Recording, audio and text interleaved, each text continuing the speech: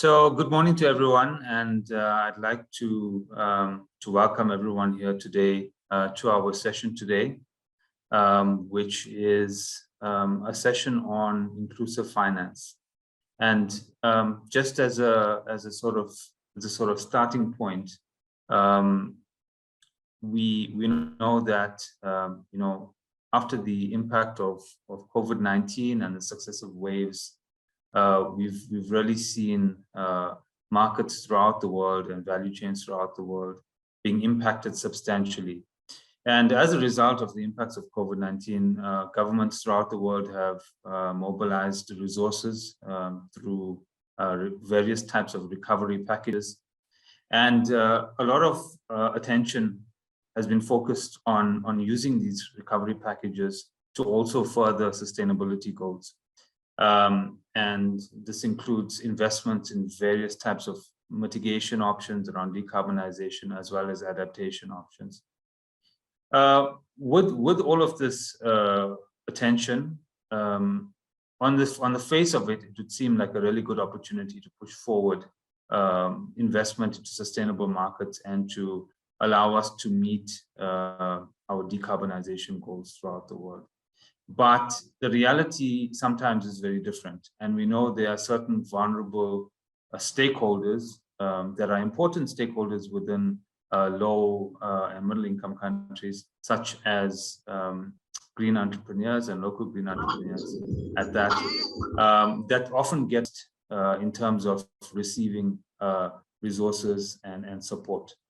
And what we do know is that small businesses, small and medium businesses, play very important roles in low and middle income countries. Often they are close to the ground where impacts may manifest from climate change, physical and policy impacts.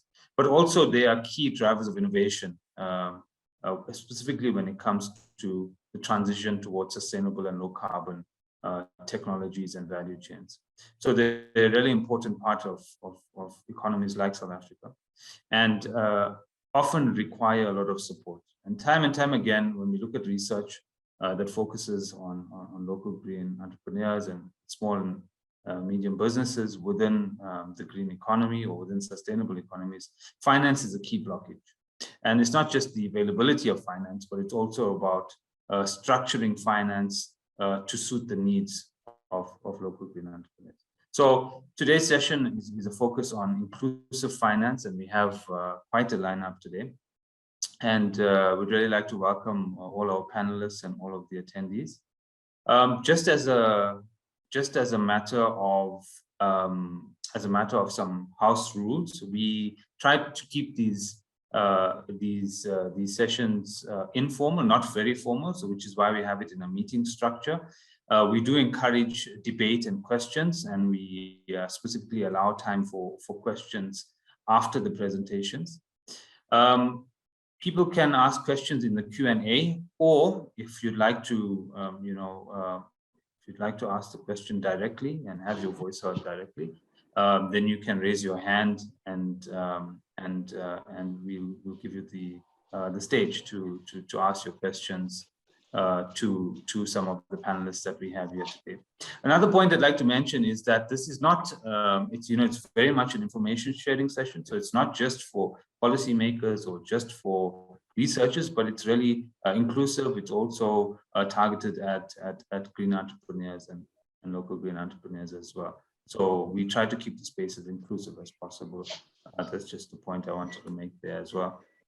So in terms of the structure of today's session, and it's kind of reflected in the invite as well, we're going to have a series of presentations from some of our guests here today.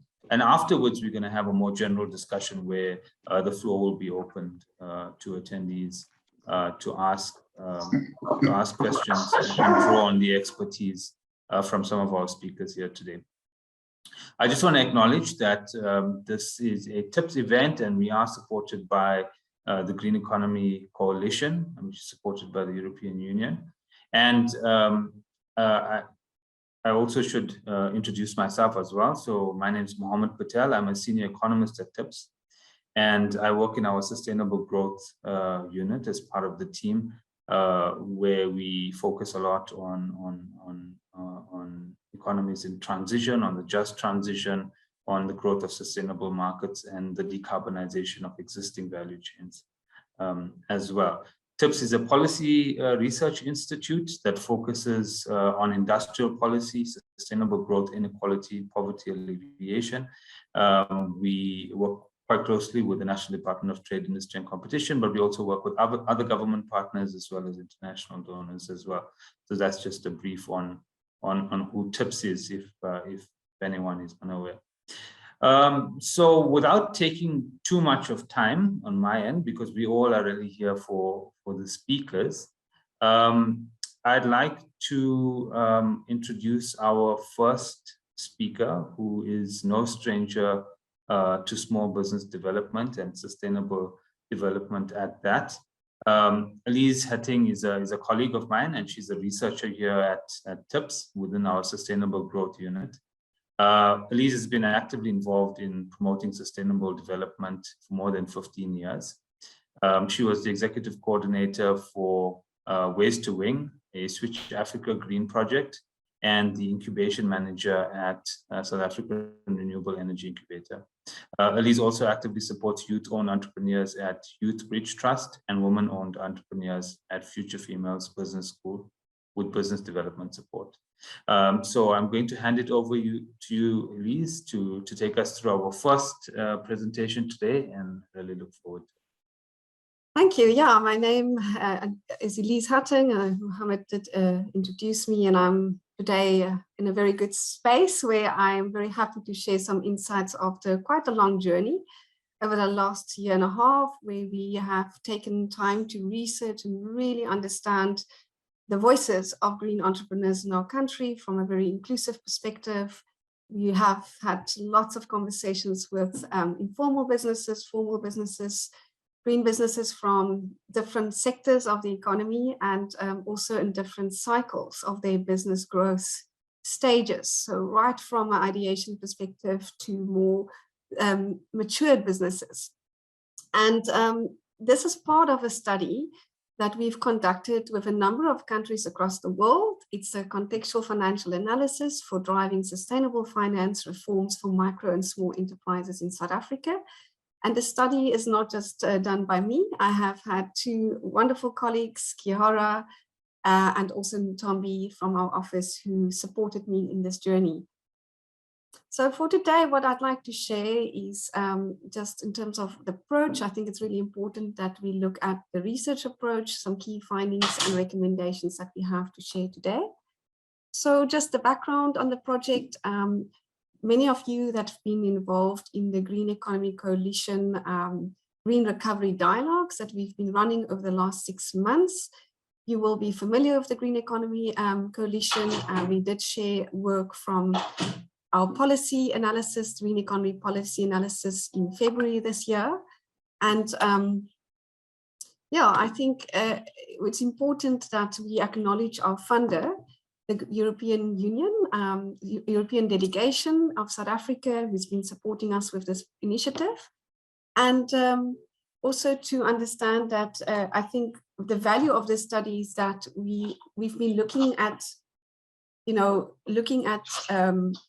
sorry, I've just got, yeah. We've been looking at what other entrepreneurs in different countries around the world is experiencing when it comes to pioneering and enabling new green industries. It's not a unique South African situation that we have, that green entrepreneurs is really struggling to access finance. It's very common across different countries. So we've had 10 members in 7 other countries that's also been sharing globally their experiences. And I think that really enriched our understanding at a global scale.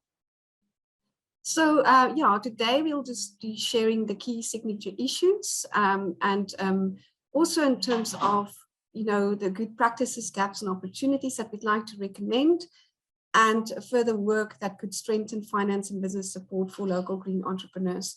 So when we look at the research aim, it's important that we just understand that it's really mapping these internal and external barriers for green entrepreneurs, and really making sure that we're inclusive when we are wanting to build back better, greener in South Africa. It's very important that we leave no person behind, no entrepreneur behind. We know that many of the entrepreneurs are, it's not just willingly in South Africa that you want to become an entrepreneur. Many people that's unemployed is being pushed into entrepreneurship as the only opportunity to economically contribute and earn some income. So the objectives of the research is really to provide a map, a contextual map of the business challenges, and then to influence national policymakers, national sustainable finance stakeholders, our banks. We've been talking to a lot of impact investors and also the banks, including international donors, to address a range of policy signature issues that could better support local entrepreneurs as a key stakeholder group to access inclusive finance. So the approach that we took with the research, we started out with a survey. We had a database of 1,000 entrepreneurs, green entrepreneurs in the country. Entrepreneurs that was not able to use English as the first language or to fill in our online survey were welcome to call into the TIPS office, where we conducted a telephonic interview with them in their own language. And this really enabled us to make sure that we don't just record the challenges of the entrepreneurs that is for more formalized, but we really gave space that we understand very broadly what SMEs in South Africa is having as challenges. We also had about 10 interviews with key informants in the industry. This ranged from the Land Bank, from the IDC. We spoke to a few entrepreneurs, and that helped us to really understand and impact investors what they see as key challenges. And then last month in June, I think many of the stakeholders today in the session might be stakeholders that already participated in focus groups. So we had 4 focus groups happening in June, and it was important for us to draw down on a sectoral level. So we had a look at renewable energy and energy efficiency. We had a look at challenges within the water sector, sustainable waste management, and also climate smart agriculture. So that helped us really to do a deep dive, because we couldn't just put all the local green entrepreneurs under one umbrella to say they all have the same challenges. We really needed to look at some sectoral challenges.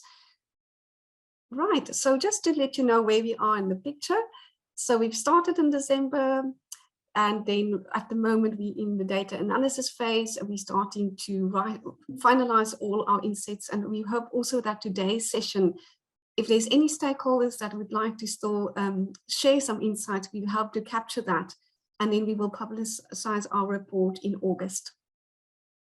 So just in terms of the structure of the report that the 10 different members of the GEC is all doing, we're following the same structure. We had 2 parts. So part 1 was looking at the economy, signature issues. We mapped a regulatory landscape, stakeholder landscape, and also looked at macro indicators. And part 2 of the study was looking at finance. So we had a look at the signature issues, access to finance, financial services industry, financial ecosystem challenges, and financial products. So we looked at mapping the financial landscape and also again another stakeholder landscape. And then it's important for me maybe just to also pause a moment and let you know, when we talk about the LGE, we're talking about a local green entrepreneur. It is a different term for a SMME, but it is ideally an entrepreneur that operates in one of the sectors that I've listed. So we're looking at climate smart agriculture, biodiversity, the construction industry for green buildings, community enhancement services, education, manufacturing, sustainable consumption and production, transportation, the waste sector, and then also the water sector. So any entrepreneur that had a service or a product offering within any of these industries are then classified as a local green entrepreneur. So key findings, just to summarize today, is we've looked at internal and external barriers. Some of the internal barriers is demands for green goods and services. So we understand that a lot of the entrepreneurs in different industries still have a challenge to educate their customers and the market to be able to desire the new, more sustainable, eco-friendly products. And there was also some challenges regarding eco-labeling. We have not yet a very standardized eco-labeling system in South Africa, and that also makes it very difficult for some of the entrepreneurs to have the correct labeling and certification to make their products more appealing to consumers that are looking for eco-friendly products. Then support required to become green. We also looked at that. So we also understood that it's not just our entrepreneurs starting already a green business in renewable energy or energy efficiency, but also entrepreneurs that's looking to green their operations or to actually enter a new green industry. This is where it becomes quite complex, because they also have a whole range of different challenges. And some of the challenges that's been mentioned is in the renewable energy industry, for example, access to land to be able to set up small embedded generation energy producing projects. The banks are, even for established entrepreneurs, not looking to support them in transitioning into a green sector, even though they might have a really good credit background. The banks will require them to first run their own pilot proof of concept, then come back to the bank, and then the bank is likely to support. So it's important that we also mention that it's not just your green entrepreneurs, but there's increasingly more entrepreneurs, small businesses that are looking at opportunities in green industries, and they want to enter those, and they're experiencing some barriers. Then programs for financial literacy came up. It's very, there is, I think generally SMEs are having a problem for building bankable businesses, business plan support, making sure that you are running a feasible business and you become attractive to a financier. There's a lack still in that kind of support, and especially when it comes to very complex green technologies. There's been evidence of entrepreneurs indicating that they don't have the technical specialist and even just specialists to support them to write up their business plans and then to become more appealing to the financiers that they're approaching for finance. Some even had to go above the borders to go find some of those experts. Then collateral requirement, I think that is more of a general SME barrier. And then just access to financial services, especially for informal businesses. Some of the external barriers, we're looking at the financial ecosystem challenges. This was very interesting, where we understood there is a lot of pockets of finance sitting within different governmental departments.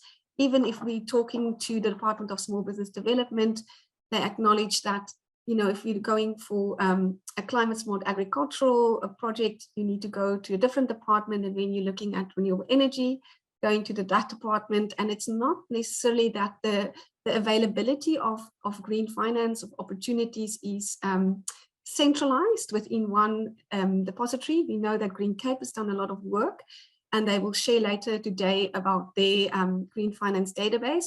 But I think it's just in general that entrepreneurs don't know how to navigate, where to find the information, where to apply.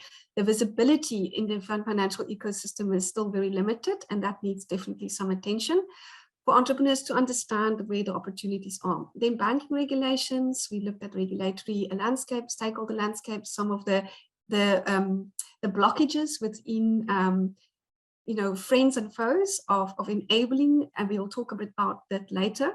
And then also, very importantly, we looked at the impact of COVID-19. So our survey that we were running last year in January looked at a specific COVID-19 challenges that green entrepreneurs experienced.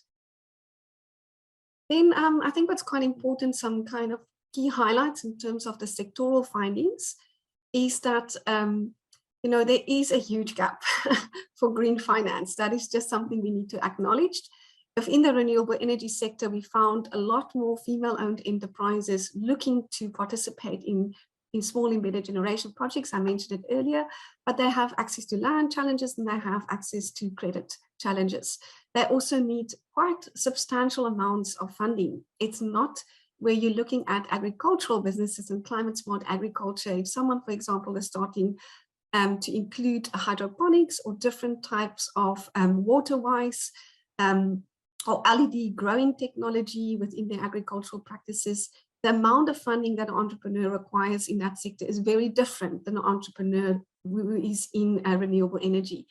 In the renewable energy, it also came to light that access to market for entrepreneurs, especially from the renewable energy incubator, Helmut Herzog confirmed as one key informant, that there's access to market. There's definitely good access to market for entrepreneurs that's installing solar technology, solar PV technologies and panels, but they have very big challenges when it comes to access to working capital.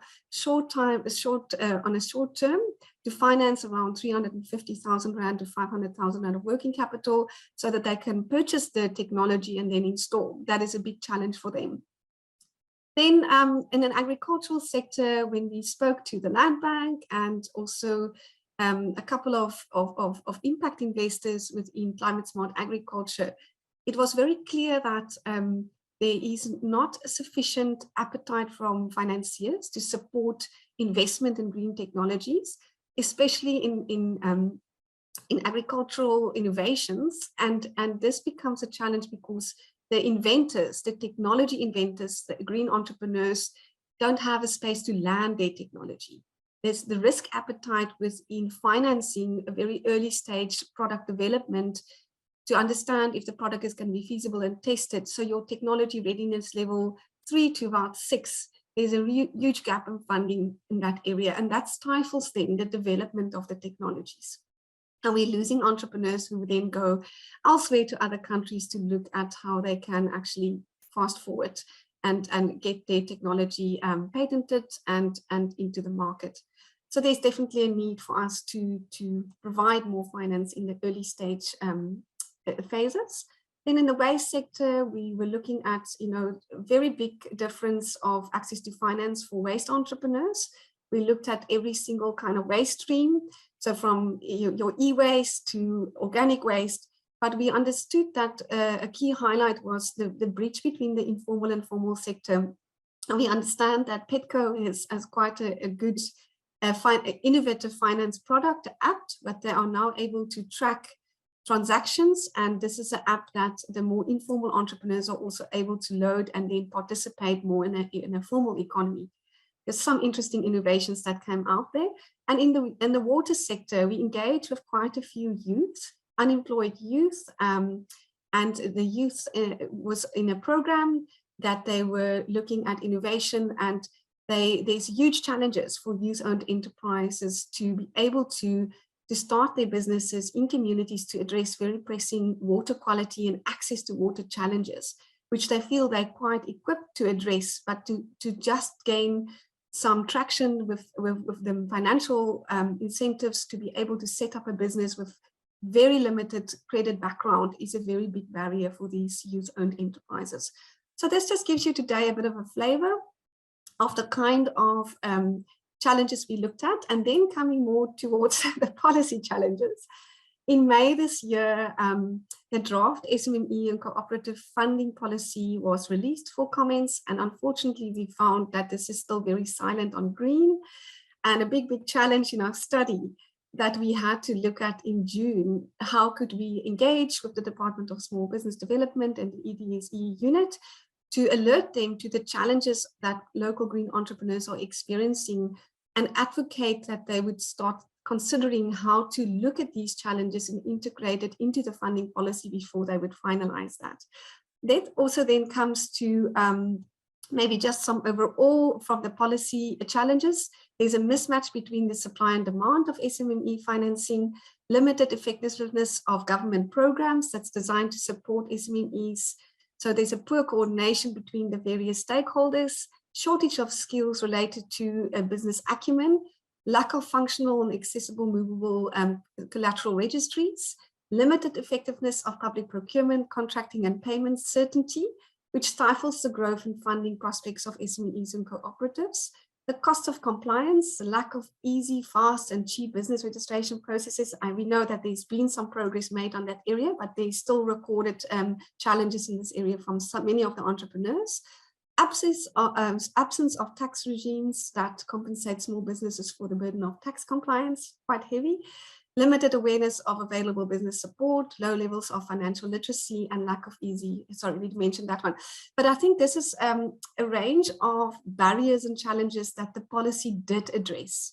And we did find a correlation between these challenges, and also very similarly, what any SME is also experiencing is what a local green entrepreneur is experiencing. Then also what's important in terms of the master plan, I think it's important that there is more awareness in terms of how the master plan addresses new green industries, new entries for local green entrepreneurs to participate in opportunities. And this was also a draft that was issued in May 2022. So a lot of new developments within the Department of Small Business. And then some key recommendations before I close out. We feel that green financing should be promoted by including it in the policy. We really feel it's very important that policymakers take time to pause and actually really go and look at how they can make more inclusive finance available in green industries. To address policies for reporting on environmental goods and capacity building, to develop policies that can guide green product standards and certifications. This will assist the entrepreneurs to navigate what is required and open up more markets. Sector-focused decarbonization strategies is important to link with the green economy ecosystem and support SME value chain. And this is specifically very important when we look at the net zero 2050 commitments that we've made as South Africa. A dedicated green recovery, a local green entrepreneurship program that can facilitate access to finance and access to market would be a huge value add to the sector. And we feel that the Department of Small Business Development, SEDA and CIFA, needs to link their incubation models and BDS programs to really understand the implications of international trade. So when it comes to the European Green Deal and the American Green Deal, there's very different shifts. And the SMEs' risks and opportunities needs to be better understood, and to expand different markets for future trade. And TIPS has done quite a bit of work in this area with Green Cape and the European Union, but I think it's important that the Department of Small Business and incubators take cognizance of these opportunities and also the risks in supply chains. Then net zero targets to be in consideration. I'm wrapping up. And climate adaptation and mitigation, very important that both of those gets more attention. We understand climate mitigation in South Africa, it's getting a lot of attention, but also adaptation opportunities for entrepreneurs to get involved. Very big need for greater inclusion, especially for female-owned and youth-owned enterprises, and the financial sector needs to understand how to develop products that meet the market needs. And then financial products for early-stage entrepreneurs. Capacity building about green economy, inclusive participation, and then overall visibility for green entrepreneurs and market opportunities. The next steps for us is really just to conclude all the data that we've had with all our stakeholder engagements, and we would also recommend a phase 3 of our work to take this a bit deeper and maybe support the Department of Small Business Development and the EDSE program to advise them on interventions that can support greater access to inclusive finance for local green entrepreneurs. Thank you very much. Thank you so much, Elise, for that very informative presentation. And I know I'm certainly really looking forward to the final output of this project. And you know, there's a lot of content that rings true here with what we understand about small businesses, specifically in the sustainable space. You know, for example, one challenge that you mentioned was around the lack of predictability of demand for goods and services, which really is a challenge when we think about small businesses wanting to innovate, wanting to, you know, create a new market niche perhaps, but, you know, from a funding perspective, that clarity on how demand is going to evolve over time is a key issue. And very, very, very well presented. So next, we're going to move over to Jack. Sorry, I do see some hands and some questions. If it's okay, we'll take the questions after we're done with the presentations. So our next speaker is Jack Vincent Radmore, and Jack is the Energy Program Manager and Climate Finance Lead at Green Cape. Green Cape's well known. Jack has a background in business science, finance, and sustainable development. He specializes in innovation management, informal settlement upgrading, and innovation finance. In his current role, Jack is responsible for the strategic direction of Green Cape's energy and climate finance activities in South Africa. Jack joined the Green Economic Development Agency, Green Cape, in 2014. And through his leadership, hard work, and dedication to the field, he now manages Green Cape's renewable energy and climate finance work. As a program manager, Jack is responsible for managing all related activities in South Africa and has also led Green Cape's previous work in Kenya and Ghana. So Jack, it's over to you for your presentation this morning. I really look forward to it. Brilliant. Thank you so much, Mohammed. I don't think I've ever had anyone use my full name in an introduction, so that's awesome. And Elise, I was just being polite. thank you so much. It's good to follow on Elise's work. I think it's such an exciting project, and looking forward to the outputs as well. So I'm going to share my screen. So what I want to try to cover today is to try to fill on a little bit of what Elise has really sort of laid the foundation for. And what I'm going to look at is our high-level climate finance mapping exercise that we undertook last year. Really try to break that down into a climate finance supply chain, specifically looking at small and medium-priced enterprises. So what's available in the market out there, and then to propose one solution that is available to address some of the challenges that are currently being experienced within this landscape. So starting off with this climate finance mapping, in about sort of early last year, we looked at trying to set a baseline understanding of what is happening from a climate finance flow perspective within the South African landscape. So trying to understand, where is climate finance coming from? What instruments are being used and disbursement channels are being used to get that finance into the markets? And where is that finance going in terms of what are the projects that it's focusing on? What are the key sectors that it's flowing into? And where are some of the major barriers or opportunities that exist on the back of that? I think one of the key learnings that we've sort of realized is that catalyzing the needed investments for South Africa to meet our NDC commitments still remains a major challenge. The exact financing requirements to meet our NDCs is still a bit of a topic that's under conjecture.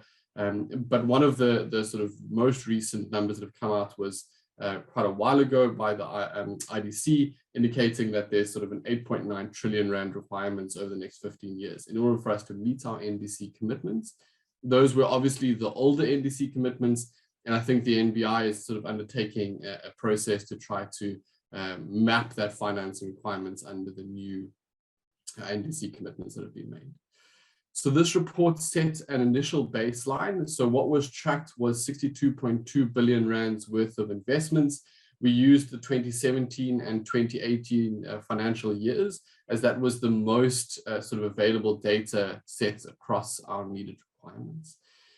And as I've said already, that this is really trying to set a baseline understanding of where these climate finance flows are going. And what we want to now do is replicate this exercise every 2 years, with the idea to see if we are making the necessary changes and what additional changes would be required to unlock further financing. So this flow charts is the sort of output of this work, and I will post a link in the chat when I'm done, so you can get a better view of some of these climate finance flows all the way down to those end use sectors. In terms of some of the insights, I'm going to run from source through disbursement channel, financial mechanisms, and then end use. We tracked finance flows from 3 primary sources, being sort of our public funds, that includes both local and international governments and our funded DFIs. Our private funds mainly focused around private individuals and companies not under state control. And then our blended sources, so where there is strategic use of development finance for mobilization of private finance towards development goals. So that sort of combination space of the two. And you can see quite clearly here that the private finance flows make up the dominant source of finance going into the green economy in South Africa. And quite worryingly so, a very limited availability of blended finance, which is an extremely important mechanism in the early stages of a green economy or an innovative economy anywhere around the world, and is an important mechanism to drive that initial growth. And then a sort of a nice third coming from our public entities, mainly from international government sources. From the public side, tracking about 22 billion rands annual investment, or about 25% of the total investment. South African government accounting for about 12 billion rand of that. All 10 of the climate finance related sectors that we looked at, so that being our agricultural, forestry and land use, circular economy, cross-sectorial, our sort of general ecosystem support, and then the energy sectors, transport, and water. All of those sectors saw investments from the public sector, but the dominant flows were really into clean energy, some of our sort of general ecosystem support mechanisms, and then the cross-sectorial investment. So a little bit of work here needed to really try to understand where are the best focus areas for public spending to try to catalyze investments into the sectors where we're really starting to need a push. So you can see a very big focus on the mitigation sectors, obviously from a public point of view. From a private sector point of view, a lot of focus on our commercial banks and institutional investors, combined accounting for about 19.3 billion rand. A very, very heavy focus on the mitigation sectors. And you'll see in the next slides coming up that almost a primary focus on renewable energy in total. In terms of blended finance, and as I've already mentioned, this is a really important sector when we're looking to drive innovation. Only about 4.9 billion rand tracked per year. 75% of that was structured in a 90-10 mechanism. So where 90% of the funding is coming from a private source and only 10% is the public or sort of concessional finance that's being used to leverage that private sector capital. The 25% dropping down to that 80-20 mechanism. These leverage ratios really give us a nice indication of the ability to absorb some additional risk. And so if we have a higher public content in that blended finance ratio, it increases the risk appetite of the investor, or the sort of willingness of the investor to invest in new and more innovative sectors, like, for example, low carbon transport. I'm really excited to have Mandy here, who's going to speak a little bit around the Green Outcomes Fund, which is a really nice example of a blended finance facility in action in South Africa, with challenges and hurdles, but an active finance fund, which for me is extremely exciting. Quite disappointing that the investments in the blended facility being made into clean energy. This is a sector that was not needed. It is a sector that is really quite dominant. It has a wonderful business case. It doesn't need this reduced, increased risk appetite, reduced risk from blended type facilities. So we'd love to start to see some investments moving into the slightly more innovative sectors beyond the clean energy. In terms of financial disbursement channels, this is really looking at how does the money go from these original sources into the South African economy.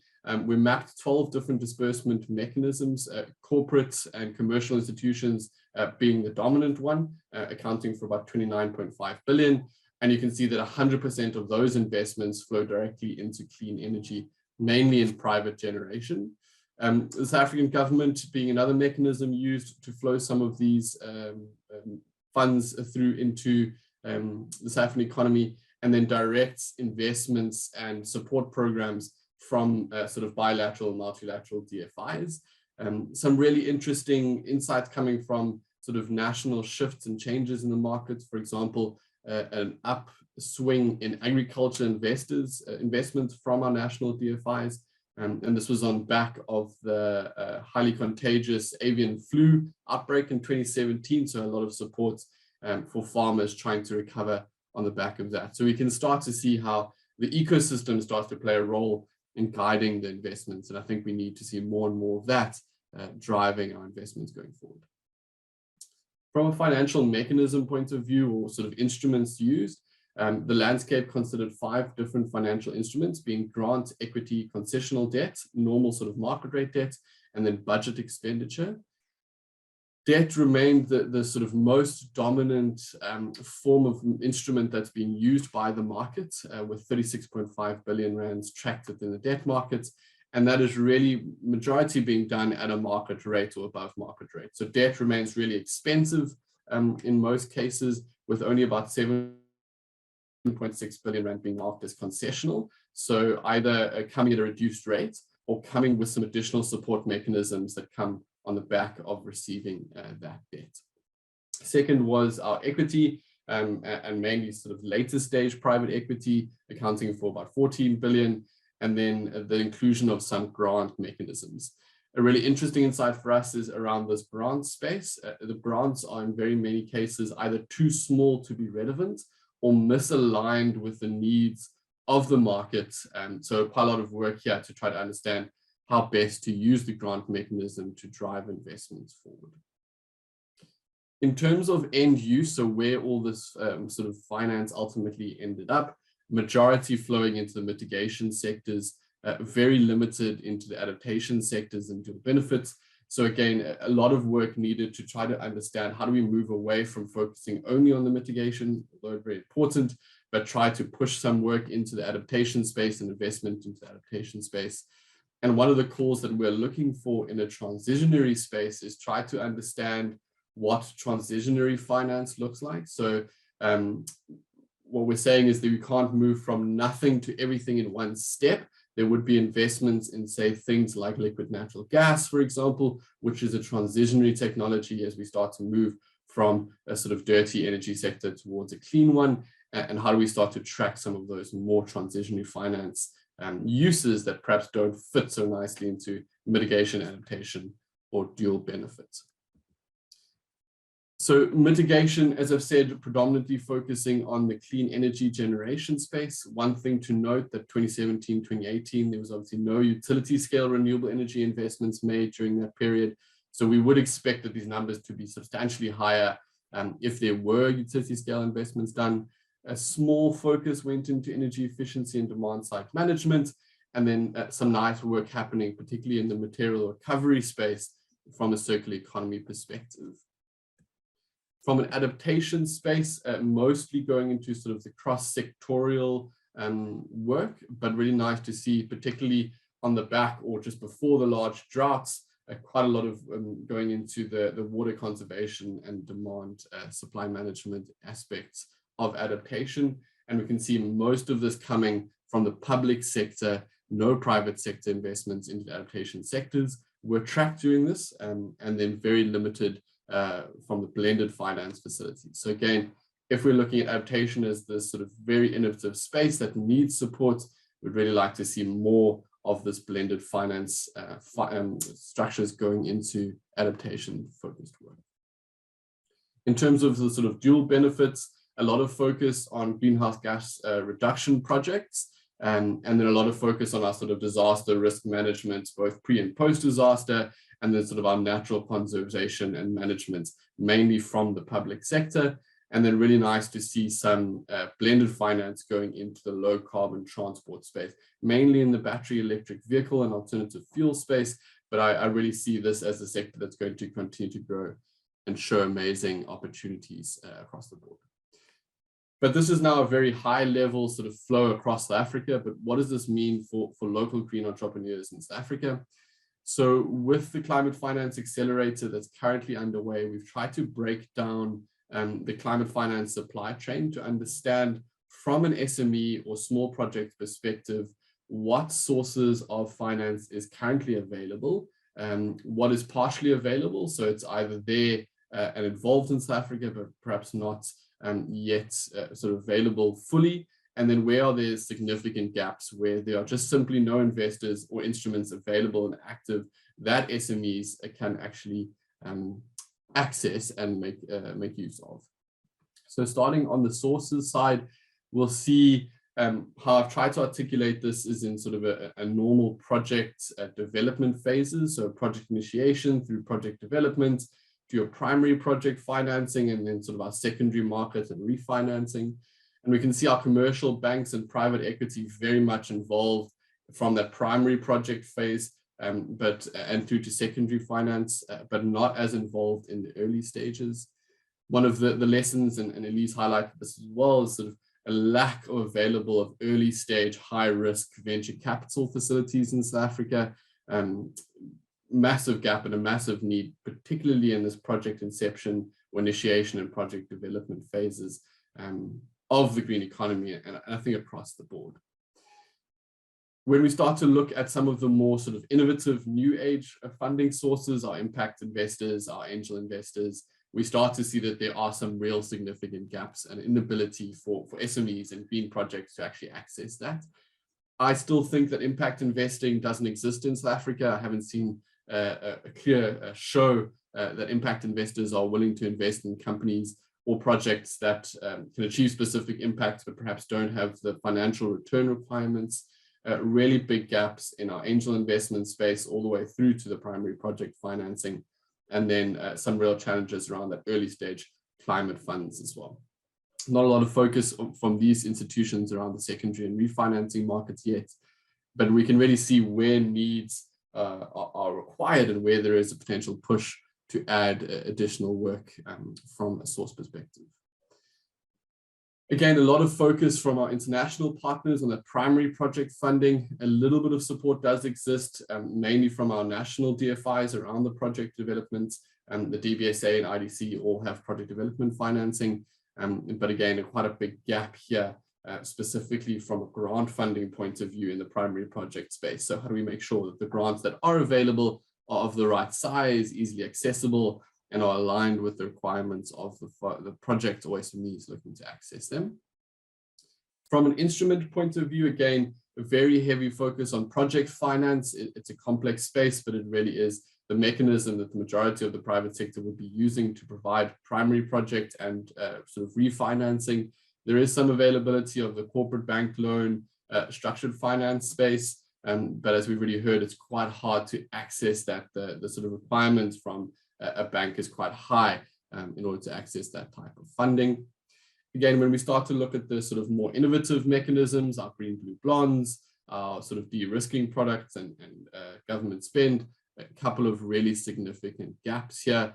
The de-risking product for me is quite an interesting one. Very little to no mechanisms were tracked that actually provide de-risking facilities. And I think as we start to get into this innovative financing space, a really important aspect to start to look at.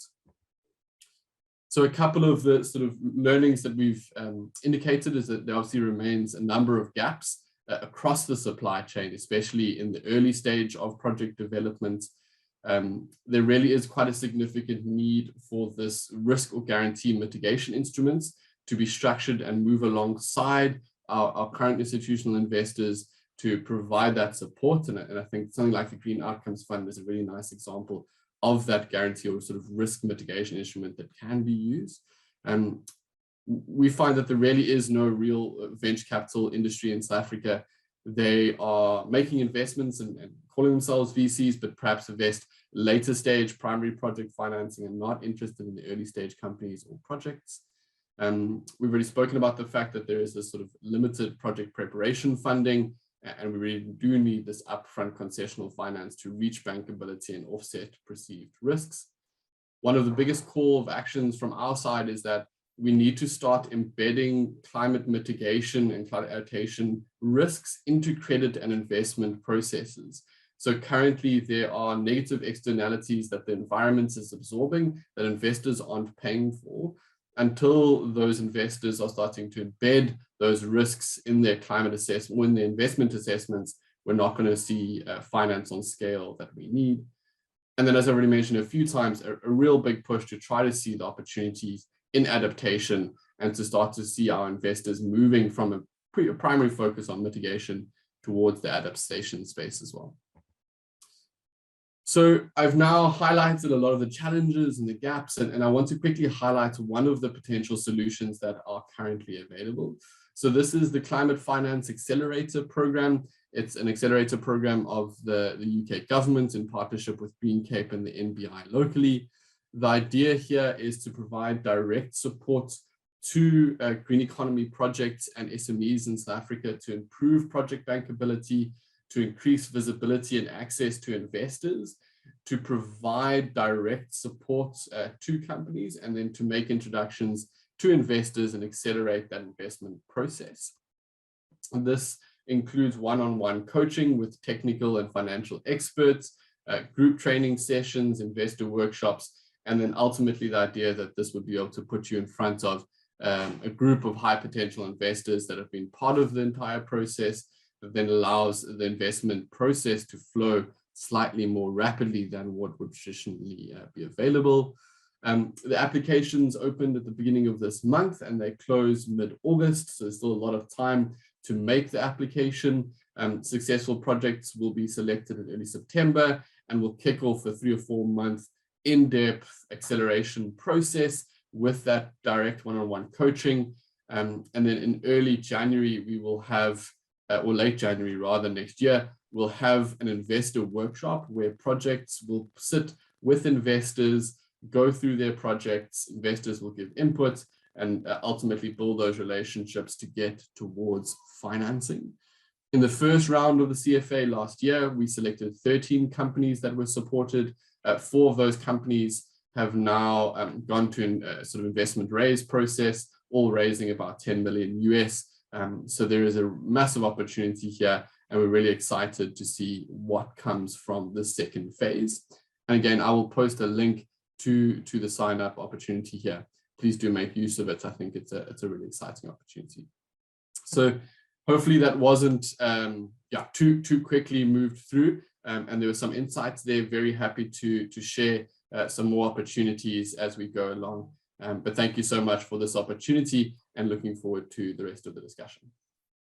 No, thanks so much for that presentation, Jack. A really wonderful explanation of what looks like quite a detailed assessment of climate finance. You know, some of the kind of findings, and so for example, the lack of adaptation finance, you know, the need for a greater penetration of blended finance, and you know, some of the nuances around that, the extent to which blended finance is being used for clean energy as opposed to other important sectors that require that specific type of financing. Very informative, and thank you so much for that. Next, we're going to move on to our next speaker, and our next speaker is Mandy Jayakodi. I hope I pronounced your surname correctly, Mandy. So Mandy is contracted to the Green Outcomes Fund, a pioneering outcomes-based funding facility promoting the uptake of SMME development in the green economy. And he has worked on projects in South Africa, Rwanda, Mozambique, Swaziland, Abu Dhabi, Saudi Arabia, and the UK. She was recently appointed to serve on the Council of the NHBRC. In 2018, at the African Construction Awards, she was awarded Young Entrepreneur Rising Star. Mandy was also the finalist in the 2018 Standard Bank Top Women's Awards in the infrastructure category. She's a doctoral candidate researching impact investment in affordable housing. Great to have you here today, Mandy, and please take it away. Thank you very much, Mohammed. I'm just going to share my screen with you guys. Okay, so it looks like I'm taking everybody into the afternoon slot this afternoon. Welcome stakeholders, colleagues, and participants from various sectors. My name, as Mohammed said, is Mandy Jayakodi. I'm a project manager for the University of Cape Town's Bertha Center for Social Innovation and Entrepreneurship. I'm working primarily on the Green Outcomes Fund. Bertha Center is one of the design and implementation partners on the fund. And my focus area is knowledge management and reporting. I will be introducing the fund to you, and we will talk through some observations and some lessons learned. So what we know is that the IFC has identified that small businesses are very important for economic growth. It's definitely an opportunity for South Africa, and small enterprises employ between 50 and 60% of South Africa's workforce, and they contribute to 34% of the country's GDP. So in the grand scheme of things, we understand the potential opportunity for the SMMEs. And further to this, the green economy shows promise as an engine of growth. In identifying this, the Green Outcomes Fund was initiated. It's a first of its kind structure, and it is aimed at growing South Africa's green impact investment market. So I'm going to take you through the context of the fund, what the fund has achieved. Now, the context is firstly, this includes what the Green Outcomes Fund is, what it aims to address, and the design and the rollout of the Green Outcomes Fund. The second area is what the fund has achieved. And lastly, we look at some of the observations and the lessons learned. So the Green Outcomes Fund, it provides outcomes-based match concessionary capital to existing and emerging local investment funds to promote investment in green SMMEs in South Africa by paying for green outcomes generated. These green outcomes could be jobs, it could be waste recycled, it could be waste avoided, it could be water saved. I mean, we have 13 matrices on this fund. So the aim of the fund basically is to incentivize local fund managers to use new approaches and financing models to target high potential SMMEs operating in the green economy. The fund supports local funds by enabling lending and investment on terms to SMMEs, which would not be feasible without the Green Outcomes Fund. So often you'll hear me referring to GOF, and this is just, the team has basically jargonized it or abbreviated it, because when you work here on the fund, it becomes quite a lot to continually say Green Outcomes Fund. So GOF, when you hear me say GOF, it's Green Outcomes Fund. Some of the design partners on the fund include the IFC, the World Wildlife Fund, Bertha Center, as well as Green Cape. So what is the gap that we're trying to address? For investors, investing in conventional or traditional investments is business as usual. Risks and returns are fairly well understood given various circumstances, and the investment ecosystem and infrastructure, whether alternative financing mechanisms, requisite skills, reporting mechanisms, or job creation opportunities is fairly developed, and it has been developed over a number of years. Alternatively, investing in the green SMME space is more challenging, and this is due to various barriers to entry. And this includes the understanding of risks and returns, the current nature of SMMEs in the green space, uncertainty around infrastructure requirements, and ecosystem responses, which we are really uncertain of at the moment. So now I'm going to take you through the logic behind the design, and hopefully I've slowed it down enough so that it makes sense. So the design, what we have is we have green SMMEs. They have a positive effect on the environment, but they do struggle to access financing. Then comes the investors. These are investors who would like to invest in these SMMEs, but the unknowns are many, and it makes it a costly exercise and potentially very risky. We also have donors who want to catalyze impact at scale. They want to pay for outcomes, and they're willing to pay for outcomes. Personally, I look at these donors as investors too, since instead of financial return on investment, they expect a social return on the capital they provide.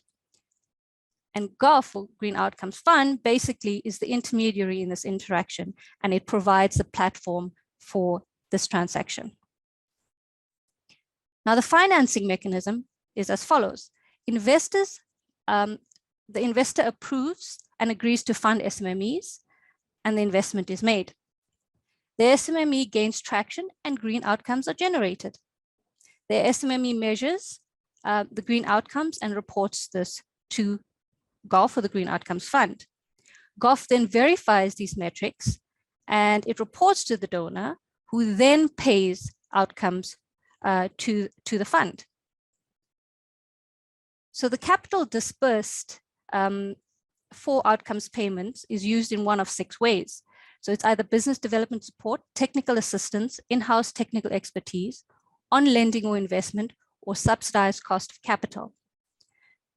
So in most instances, what we're finding is that most of the outcomes payments are reinvested in areas 1, which is business development support, 2, in-house technical expertise, and 5, it's innovative pricing models. That's the 3rd highest. So as a pioneer fund, the Green Outcomes Fund addresses market blockages from multiple angles. The SMMEs gain access to finance, they receive increased targeted business development support, and they're rewarded for operating in the green space. Essentially, through the model, the fund managers, through the GOF model, a lot of their risks are de-risked. Some of the areas that funds would find as barriers to entry are de-risked. This offers the funds the opportunity to develop a proof of concept by testing the ecosystem, building specialized skills, and establishing appropriate green investment specific infrastructure. Donors, they achieve verified outcomes, and the donor finance catalyzes further investment into the green SMMEs. Now, the value for the green economy is that this mobilizes capital for SMMEs in South Africa's green economy. It establishes a foundation for impact data collection and reporting, and it also provides environmental and social impact. So building this ecosystem, in our view, is very important for sustainability and longevity of growth in the green SMME sector. So as a PM on the fund, the highlights of GOF for me in my mind as follows. So GOF has created interest in investment in the green economy by establishing incentivized green outcomes. How much interest? Well, the donors or outcomes investors invested approximately 92 million rand for outcomes payments, which catalyzed a further investment of 395 million into green SMMEs by various funds. This, without the GOF initiative, would not have been possible. It also allowed the practicality of testing the readiness of SMMEs and funds for green metrics measurements and payments. Although GOF has a suite of 13 metrics for this pilot, only jobs received outcomes payments. So these are the metrics that we look at. You will see there's an energy suite, a water suite, waste, and there's soil. But only the bottom tier, which runs across all of these sectors, receives payments currently on the Green Outcomes Fund. So also as a first of its kind fund, GOF has generated interest, and the team has been invited to present this model and its findings on various international platforms. And I think this is valuable as it positions South Africa as a key player in the innovative blended finance and social outcomes funding space. GOF has also generated new skills incentivizing funding, amongst others, to new tech SMMEs, allowing funds to develop internal systems for measurement and reporting. And I think this is, even the GOF team has developed skills in this area, which will not be a niche area for very long. Finally, I think the lessons that we've learned coming out of this pilot is invaluable, as many practitioners will tell you that currently this IP is not readily available. And I believe it's a good foundation for a way forward in the space. If we look at the current status of GOF, you will see that a total amount of 83 million rand has been invested in a total of 8 green SMMEs, and 4.5 million rand of outcomes payments have been made. At first glance, my response would be, you know what, if you look at GOF, the uptake on the GOF offering has not been great. But I suppose now, as we move into the lessons learned, this will provide some kind of perspective into this. So looking at the observations through the funds over the last 3 years and what we have found. We have all seen the impact of COVID, and I mean, it's come up throughout all of the presentations. This has an impact on economy, including the SMMEs, and relief funding was critical for our SMMEs during this period. GOF promoted the uptake of green SMMEs by mitigating risk and encouraging innovative deal pricing. And it's also something that Jack had spoken to in terms of blended finance. I mean, looking at innovative models is going to push us forward in the sector, and that's my strong belief. Business development and technical assistance are important to prompt SMME growth in the space. GOF investments encourage job creation and establish green metrics measurement systems and processes. And we also observe that investments used by SMEs were mainly to promote growth, whether through a purchase of equipment or infrastructure, acquiring new skills, or also developing strategies in the space. So with GOF, what we did over the course of the 3 years, we're not 3 years yet. The 3 years will be coming up at the end of this year, but we hope to extend it because of the impact of COVID on the fund. Every quarter we look at lessons learned from the green outcomes team, we look at what the CFPs have learned and what the SMMEs have learned. So GOF launched 2 months before the COVID pandemic struck, and the uptake of GOF was severely affected by this. The pandemic highlighted the need for the support of SMMEs through this crisis, and whether or not these kind of contingencies can be built into whether it is the Green Outcomes Fund, whether it is the fund managers, or through the SMMEs. It also raised the question of how relevant the funding of outcomes becomes for a donor in such a crisis. So we also found that there was initially limited interest from the broader South African fund manager market, just because of the perceptions that fund managers have about the green space. And what we found is we needed to identify funds that saw this as an opportunity for growth. They saw green SMEs as not a niche market, but an opportunity for growth, as I say. Sector knowledge is important. And this, what it does, it hereby marries the skills for the green skills and financial acumen required for assessing the feasibility of SMMEs in the space. The network of stakeholders becoming larger as funds becoming more involved and more SMMEs are taken on is critical, since standard operating procedures provide transparency and operating and reporting efficiencies, which is key. As you know, stakeholders increase, you're getting reporting in different ways, and this is hard to consolidate, particularly when you're reporting to your outcomes funders and your fund managers at the end of the day. I think lastly, for the GOF team, the pricing of outcomes has become quite a complex process. Like I said, it's just currently jobs that are receiving outcomes payments. But an example of the complexity is, let's say for every ton of waste recycled, we pay 100 Rand. We need to understand what waste is recycled in the different streams. How do we price the various wastes? How does the geographic location of where the waste is collected affect the pricing of the waste? And also, will the price really be good enough to incentivize a change in behavior? So those were the key lessons that we learned from the Green Outcomes Fund team.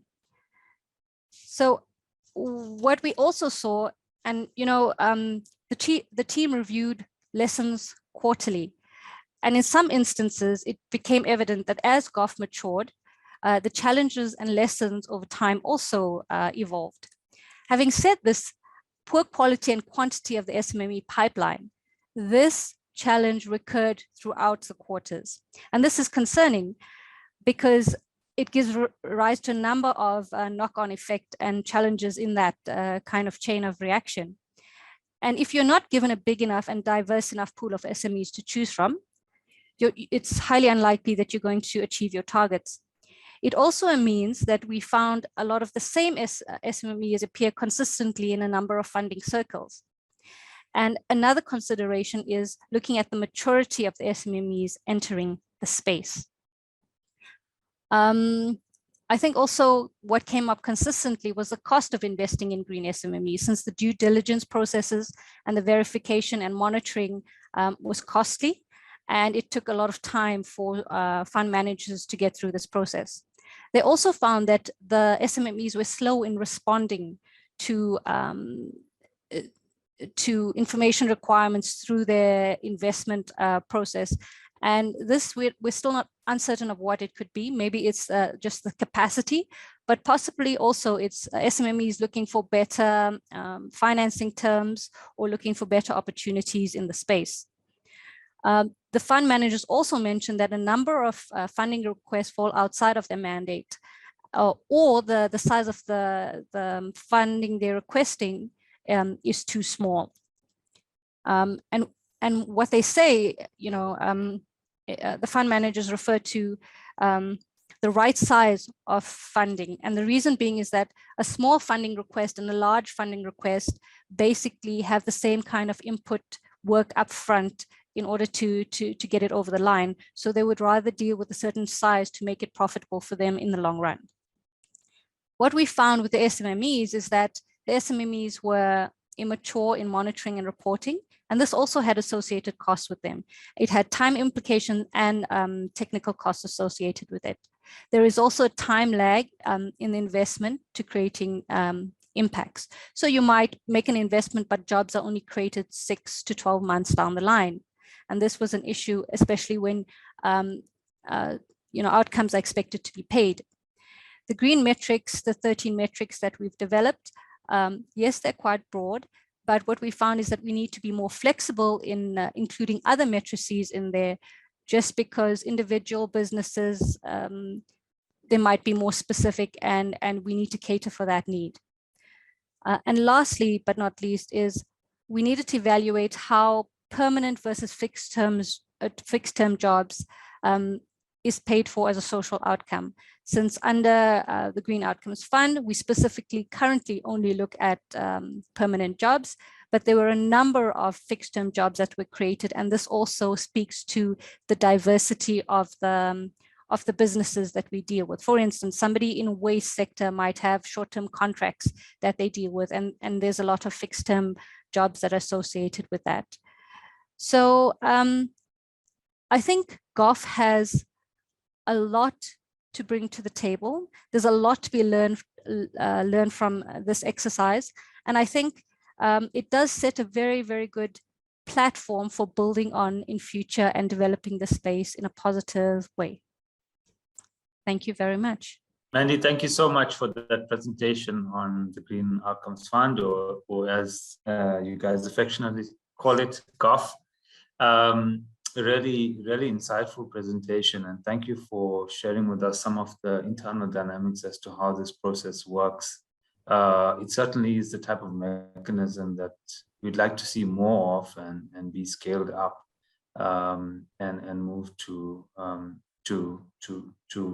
as many economic sectors and value chains as possible. Thank you so much for the presentation. I'm sure we'll come back in the Q&A. And next we have our final presentation, certainly last but certainly not least, to use a cliche, Letlatsa Lehana, and I hope I pronounced that name right, your name right, is employed by the Small Enterprise Finance Agency, SEFA, as the head of Kula Credit Guarantee Limited, a licensed non-life insurer, which is wholly owned subsidiary of SEFA. Letlatsa has more than 15 years of senior management experience in finance in various positions at organizations such as Absa Bank, Group Finance, Sasol Petroleum Nigeria Limited, Anglo-American, South Africa, Eurasian Natural Resources Corporation, and General Electric. He represents SEFA's interest at the ongoing partial credit guarantee study undertaken by the World Bank and National Treasury. He's a member of the European Union Project Steering Committee for the 30 million euro allocated to SEFA under the program. Certainly a pleasure having you here today, and look forward to your presentation. Take it away. Yeah, thank you very much. Yes. Great. Good afternoon, panelists, fellow panelists, and of course, the attendees at large. As already mentioned, my name is Letlatsa Lehana. I'm the head of Kula Credit Guarantee, which is a non-life insurer for Small Enterprise Finance Agency. So basically the structure of the presentation today will be purely to show you what SEFA stands for and what it is that we do. But most importantly, we're going to talk a little bit about the Innovation Fund, just so that we can see the opportunities that exist, how far we have gone, and what we intend to do, obviously contributing to the green economy as the topic for today. So in the next slide, as typical, if you can go to the next slide. So this one is very important in the sense of just highlighting the governance structure, so that being a government-owned entity, you can see how where KCG is and SEFA is. But essentially, it shows that the executive authority of SEFA is Small Business Development Department, and by virtue of having IDC as a major shareholder in SEFA, we then have a bilateral agreement with the Economic Development Department, and obviously then KCG exists right below there with SEFA by virtue of delegation of authority.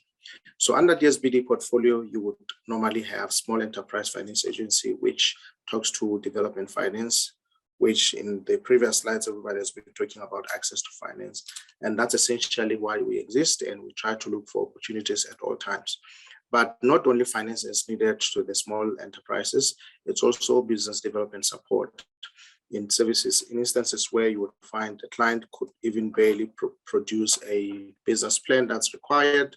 So, or even post-investment support after they've gotten funding, or even at the point where they're just doing conceptual or trying to do some ideation into a business that they want to get into. So that is what the entity exists. So the two sister companies work together to fulfill the mandate of assisting small businesses.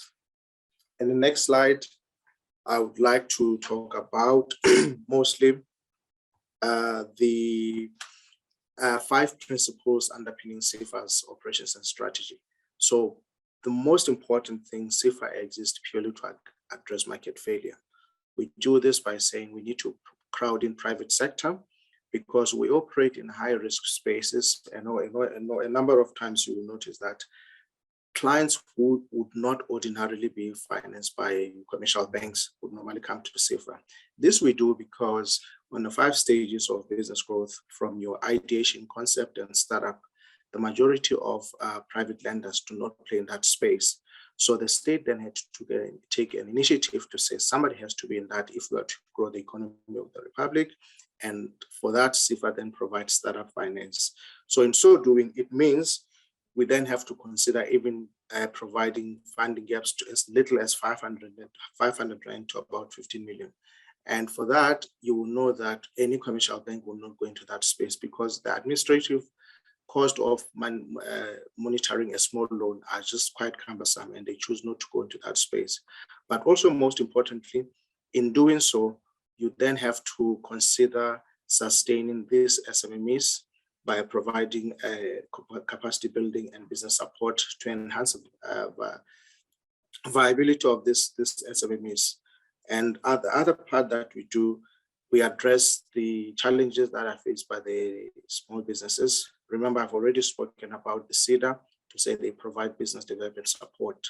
And also, lastly, or rather, I would say we provide funds, especially to the SMEs which require small loans. You would recall that last year during the civil unrest, some of the hawkers that we find in the streets of Joburg, Durban, and everywhere were badly affected because as the looters were going around, they would just take their vegetables and every stock that they have there. And then somebody has to consider, how do you then assist such a person sitting at the corner of a busy street in Joburg? Obviously, they would need that type of assistance. Of course, you can't give them loans, but there will be some form of grants. But somebody who also considering starting a open air food, such as a chisanyama or anything to that factor, that's where the small loans actually come into play. And like the model that I will display in the next slide will show you that we try to have different models on how the clients can actually access finance. Can we go to the next slides, please?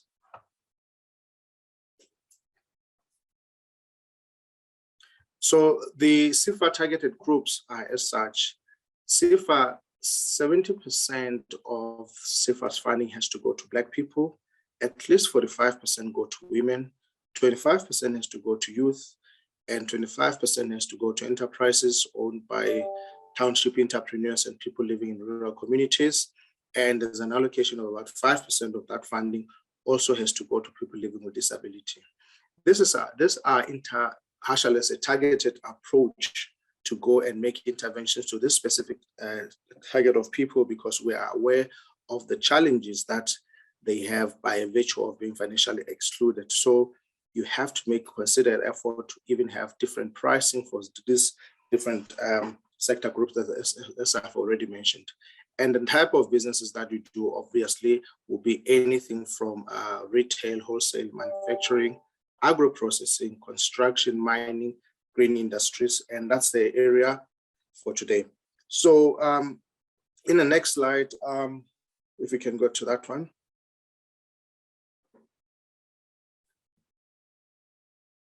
SIFA operates in a very unique way, just to try to accommodate its sector market. So there's what we refer to as direct lending, in which any client can go across to any of the SIFA offices across the country, in which will then obviously provide working capital requirements, asset finance, term loans, revolving loans, purchase order financing, up to a minimum of 15 million per SMME.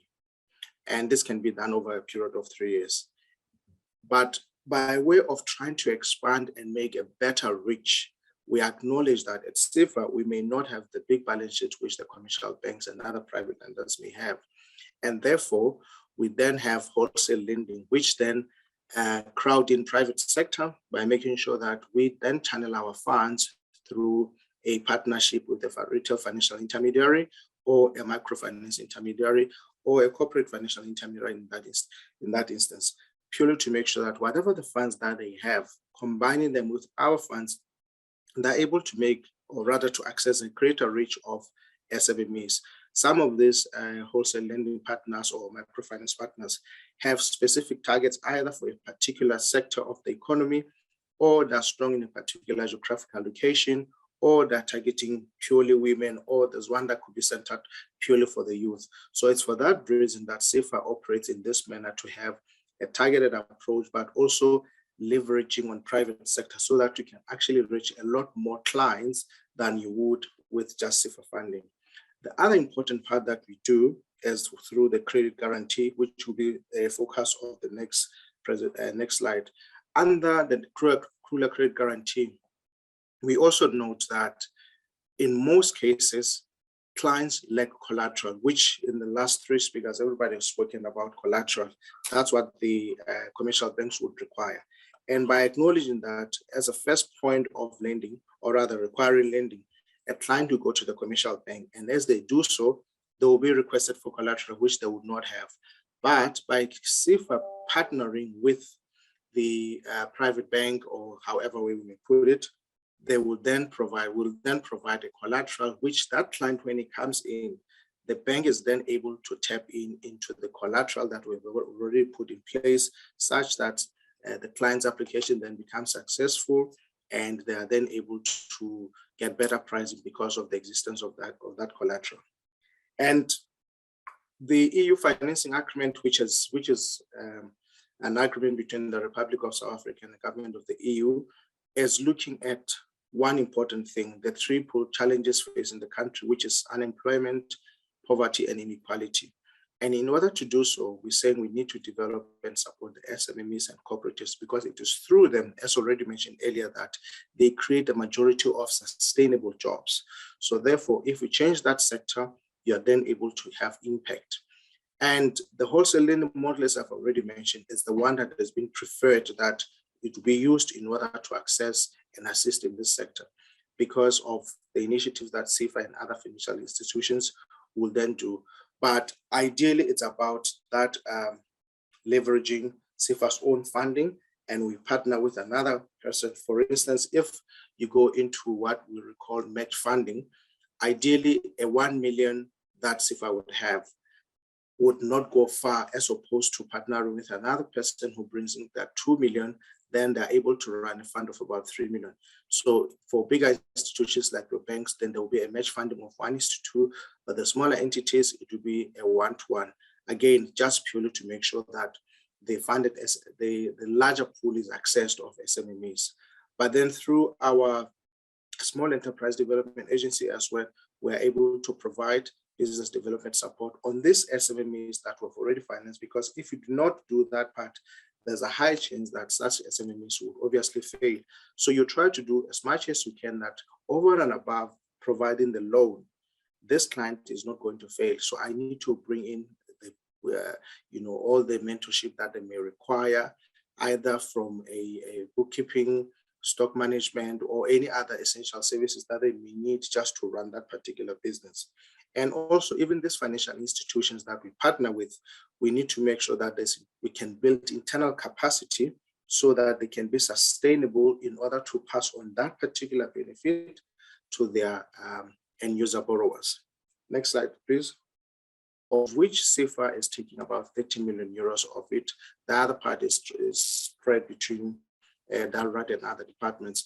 But in essence, it's about improving the competitiveness of these SMEs and the ability to meet procurement requirements of large multinational.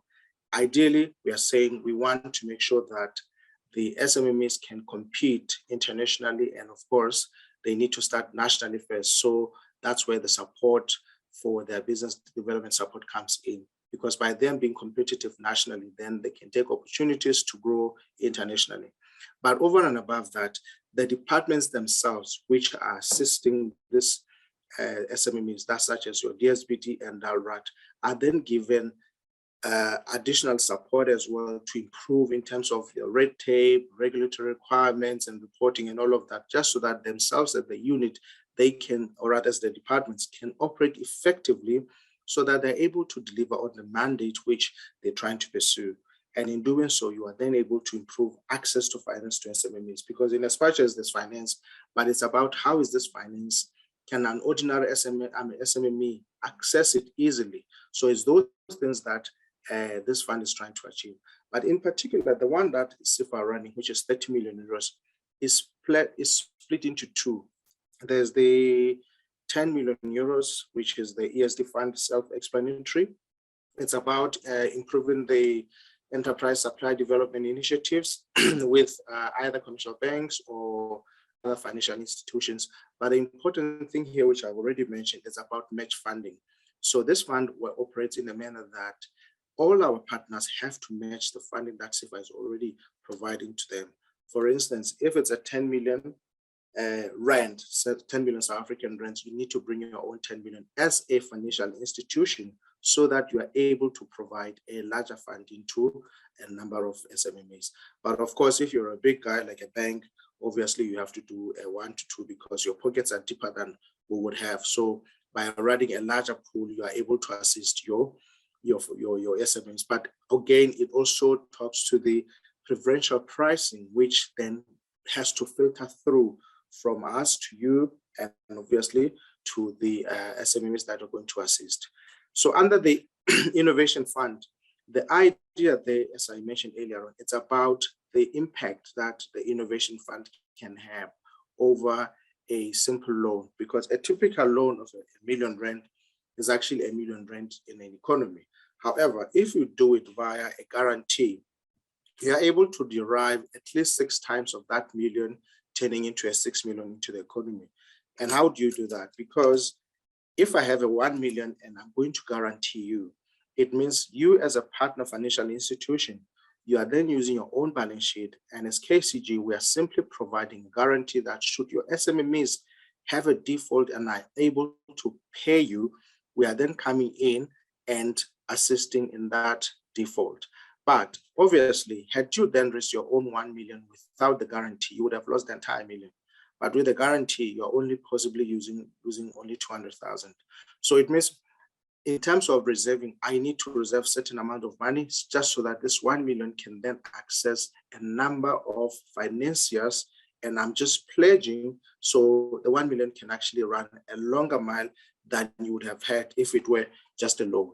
So the sectors that we're focusing on is agri, 100 million, which you would agree that because of its high number of jobs that can be created there, seasonal or full-time and all of that, and in different sectors. And the good thing about agri is because it taps into a number of this, it can actually tap into green space as well, hence the higher allocation to that particular sector.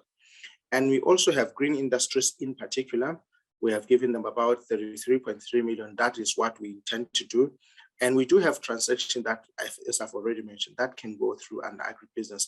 But we want to have a separate fund purely for that so that we can track it as, all the speakers that have come through. We can have some initiatives which then purely looks into this particular industry and say, how can we make interventions to make sure that the potential SMEs, they can see the opportunities, but they can be assisters if we bring in a particular funder that would then look into that.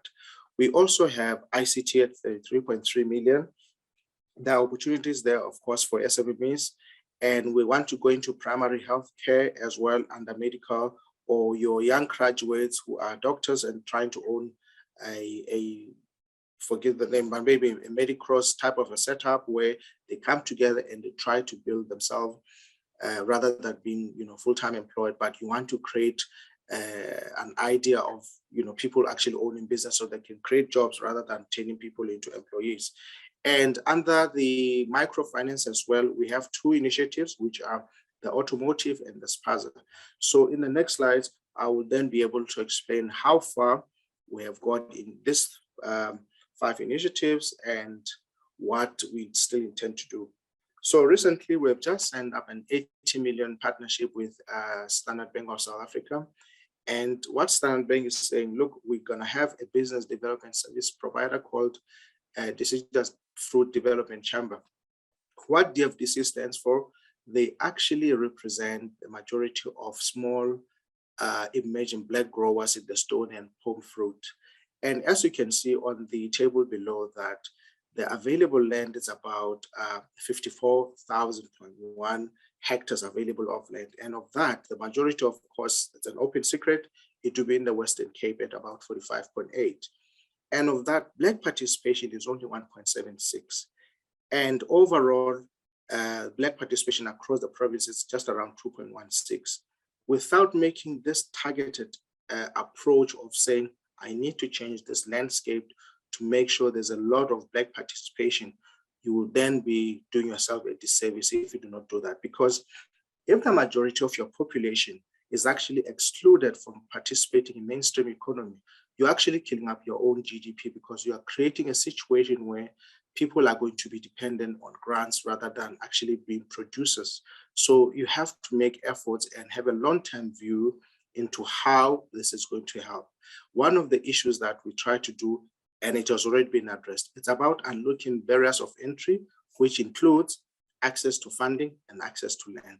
You will agree with me that the majority of these producers do not own land. And how do you then provide a mechanism which the banks will easily fund by virtue of having a guarantee, and they recognize the guarantee as a form of collateral that allows these producers to really go into that space. You are also, of course, increasing the participation of Black Cross, I've already mentioned. And one of the triple challenges is about improving the quality and livelihoods of these fruit industry workers. Anybody who's ever driven in the Western Cape will see how the fruit industry workers are actually treated. But it's about the opportunities that you present to the Black growers who then associate with these farms from as little as they come from, and they see the improvements and basically changing their lives. And the spread that everything is centered around the Western Cape, yet there's available land that can be targeted in Gauteng, Limpopo, Northwest, KZN, and of course, in Mpumalanga. There's a lot that can still be done, but we need to try to move away from having this central, or rather everything centered around the Western Cape, when they can easily have palm and stone fruit in the rest of the country. Next slide, please.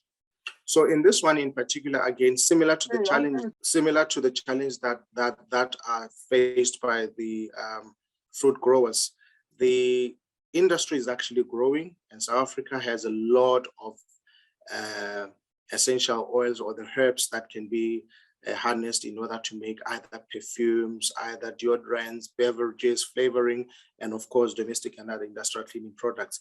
But the challenge that your small growers face as, again, communal land, if we can see where this is actually happening, it's in KZN, it's in Mpumalanga, and it's in the Eastern Cape. That's where there's a lot of activity of Black participation. But their challenge is access to land, because where they are actually operating in small groups, it's on the communal land, which the banks do not recognize as a form of security. But by virtue of providing a credit guarantee, then you are actually unlocking that initiative so that the banks can easily recognize and make sure that they assist that. So currently we are working on a deal with a particular bank to make sure that those farmers that I've already mentioned, particularly in the Eastern Cape, in KZN and in Mpumalanga, can be assisted.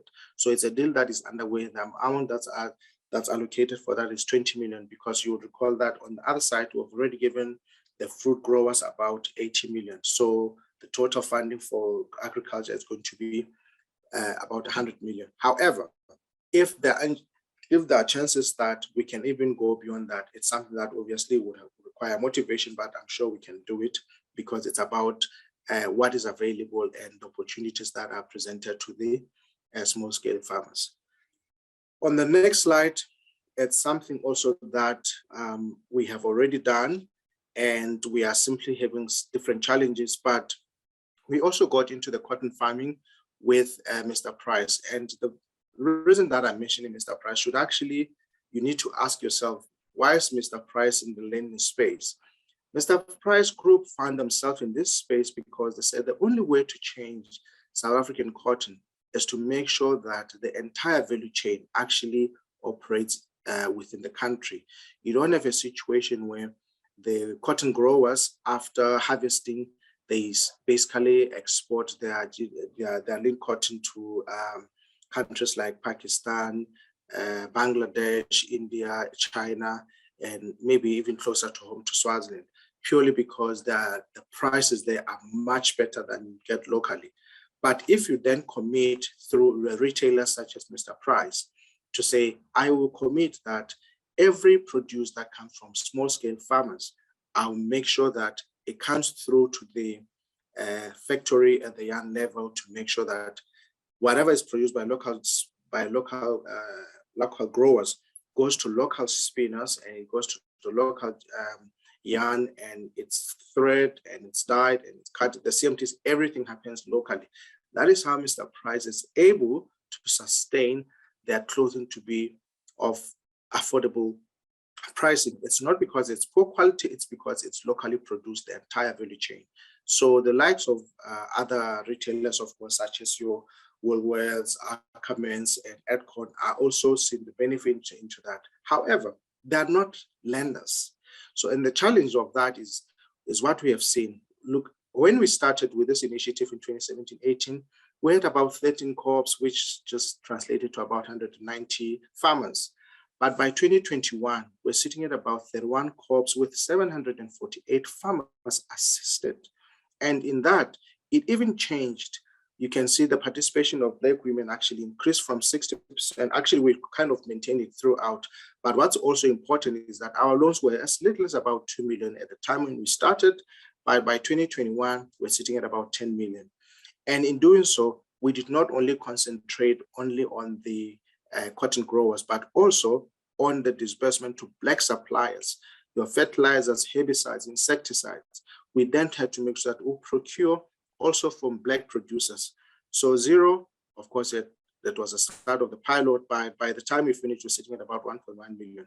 And the reason, one of the questions you're going to ask, like, why then do you not have latest figures? It's because of the civil unrest that happened. And with that, Mr. President says to us, look, you know, I'm not a lender. There's been looting, my shops have been banned. I need to direct my money to go and build the stores. So that is what you would get if you do not have a traditional lender in that space, because a retailer has to focus on his main line of business, which is selling clothes.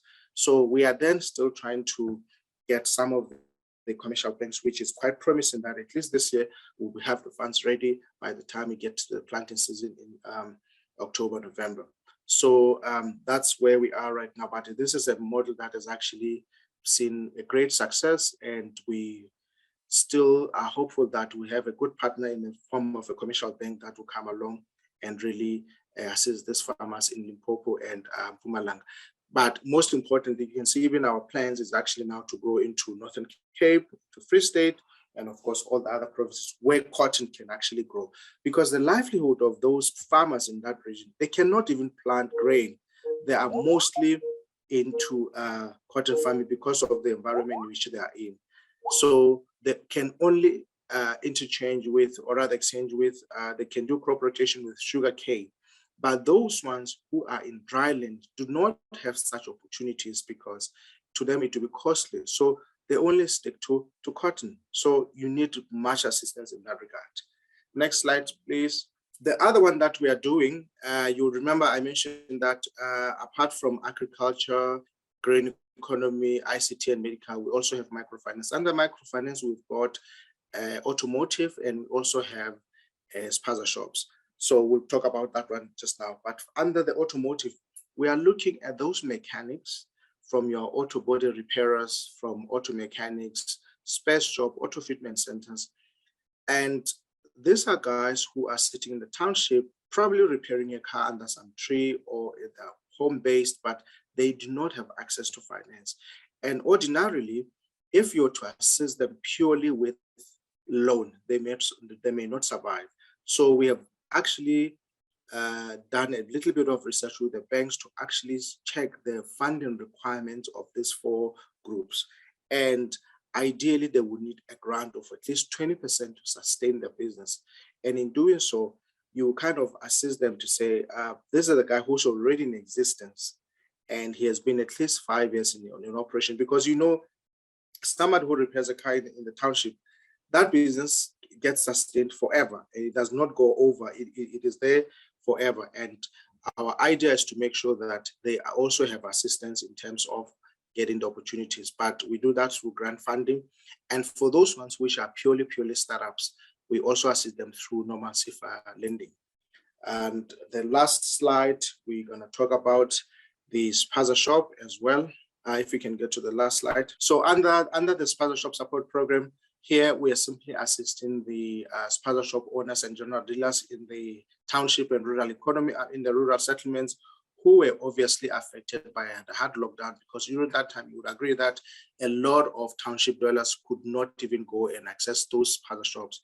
So by so doing, it means either some of the stock become, either it got spoiled, got stolen, or whatever that may have happened. But by giving them about 10,500 in terms of taking them up, kind of assist so that they are able to go back to the wholesalers and start accessing stock. And then obviously you give them an amount of about 4,500 on credit. And this is based purely on their purchases over a 2-week period.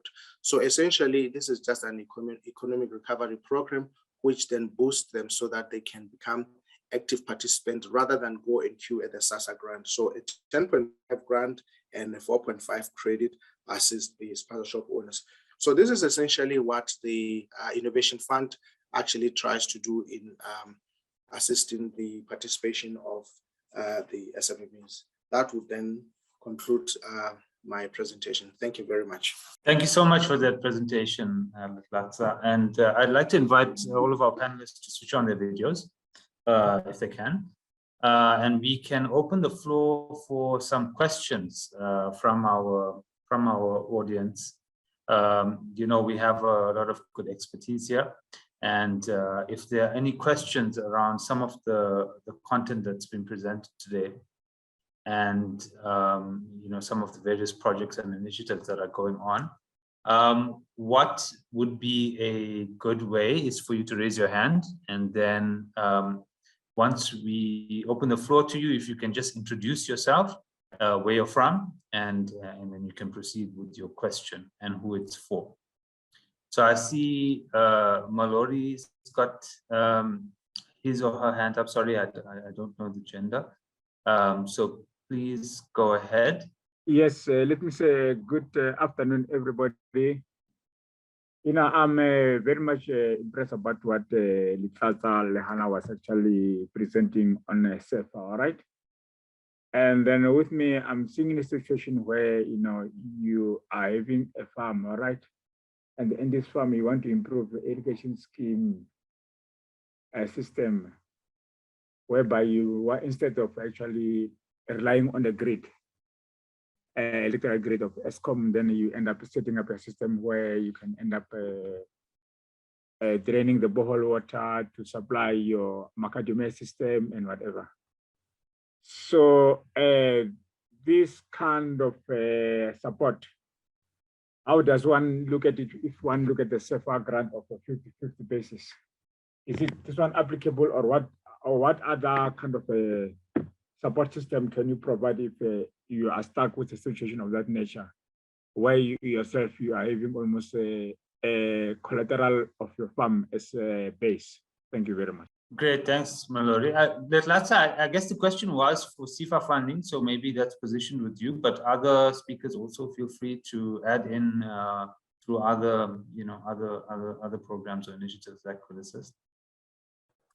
Would you like me to respond right away? Okay, you can rely, Yeah, you can yeah, respond right away, or probably I can, if you are based in Pretoria, I can do a walk-in at your office where probably you can tell me the details. Thank you very much.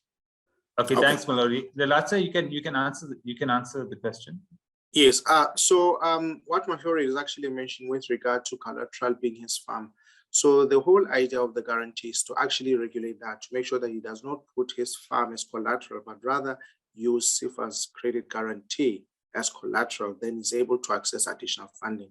But as he's already mentioned, I'll be happy to meet with him if he comes through to our offices, then I'll explain further. Okay, great. So I guess what we'll do is we'll take a few questions and then we can, just for the interest of time. So Busisiwe is next. Busisiwe, can you please introduce yourself and you can go ahead with your question.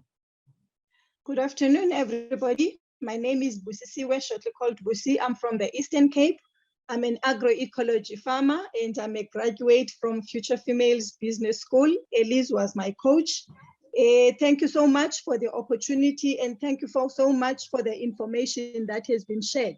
And as I have indicated on the chat box, you find that this information is really exciting and it's so good for the SMMEs, but you find that it looks like it's lip service because of the challenges that we are facing.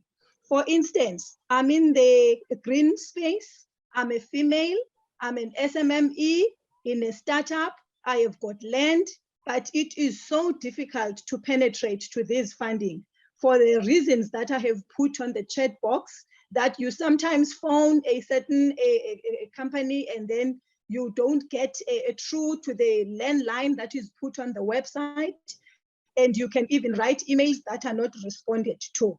And for instance, now with CIFA, when you have to liaise with them for funding, they need you to be registered first on the website online as an SMME, which is a train smash that is totally dysfunctional.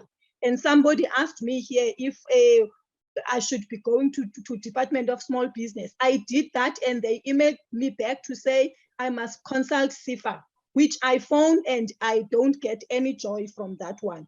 So it is like really frustrating that there are so many opportunities and there are SMMEs there that are there looking for such opportunities, but they cannot. For instance, I've written with CIFA that they need you to have a bankable business plan.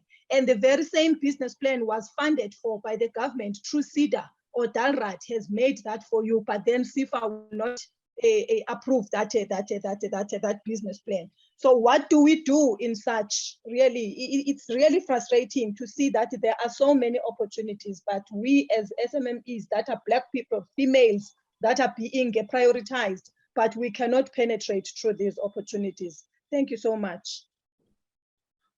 Thanks, Busisiwe, for your inputs.